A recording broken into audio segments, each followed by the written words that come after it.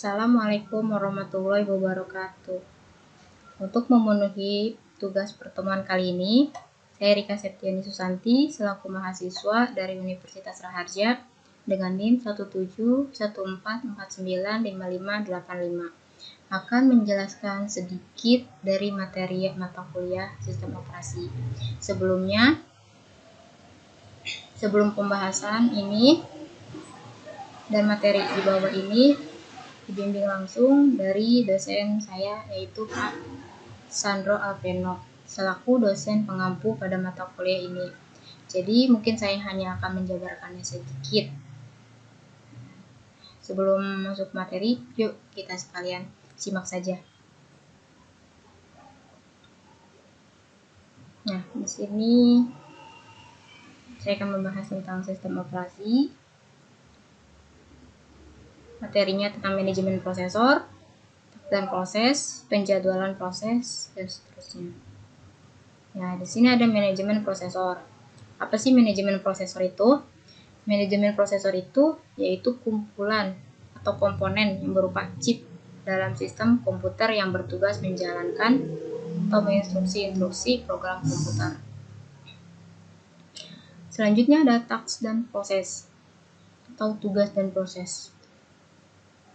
Ya, menurut Hilbert chart, yaitu suatu proses adalah lebih dari sebuah kode program yang terkadang disebut text section. Adapun menurut Tannenbaum, yaitu proses adalah sebuah program yang dieksekusi yang mencakup program counter, register, dan variabel di dalamnya. Nah, di sini ada definisi-definisi. Definisi dari proses yaitu proses berisi instruksi atau data, program, counter, register, pemrosesan, stak data, alamat pengiriman, dan variabel pendukung lainnya. Adapun proses program yang sedang dieksekusi, proses unit kerja terkecil yang secara individu memiliki sumber daya dan dijadwalkan oleh sistem operasi.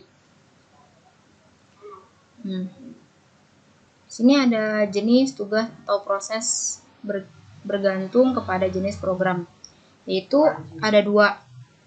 Ada tugas atau proses sistem dan tugas atau proses aplikasi.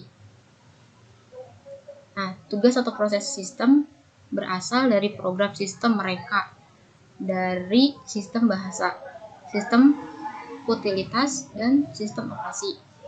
Adapun tugas atau proses aplikasi berasal dari aplikasinya itu sendiri. Proses aplikasi memerlukan dua macam sumber daya. Pada suatu saat proses itu memerlukan proses dan pada saat berikutnya memerlukan alat.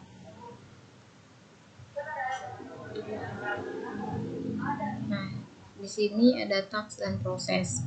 Penjadwalan schedule ada dua, yaitu proses penggantian penggunaan sumber daya antara prosesor dan periferal. Adapun diagram prosesor aplikasi. Di sini schedule atau status proses terhadap prosesor, CPU. Yang pertama, status proses menurut Tannenbaum adalah running, ready, blocked. Ya, running adalah suatu penggunaan CPU pada suatu waktu. Kalau ready, yaitu proses diberhentikannya sementara karena menunggu proses lain untuk dieksekusi. Kalau blocked, yaitu tidak dijalankan sampai event dari luar yang berhubungan dengan proses tersebut terjadi. Di sini pun ada gambar siklus proses ya, bisa dilihat. Nah, schedule jenisnya ada dua, penjadwalan schedule dalam jangka pendek dan dalam jangka panjang. Nah, di sini ada interupsi pada prosesor. Penghentian kerja prosesor merupakan suatu interupsi pada proses. Interupsi terjadi pada pengaktifan konteks. Nah, di sini juga ada contoh gambarnya ya. Interupsi, cara interupsi. Di sini ada cara-cara interupsi, yaitu ada interupsi langsung dan interupsi polling atau tanya ya. Interupsi interrupt handle. Jika terjadi interupsi, maka kendali prosesor diserahkan ke bagian interupsi handle pada sistem operasi. Nah, di sini pun ada beberapa hal, diantaranya memeriksa apakah interupsi yang sedang diolah proses sudah diselesai atau belum. Ada merekam suatu informasi proses ke dalam blok kendali proses, mengidentifikasi jenis dan asal interupsi, mengambil tindakan sesuai dengan yang dimaksud, dan mempersiapkan segala sesuatu untuk melanjutkan proses yang interupsi.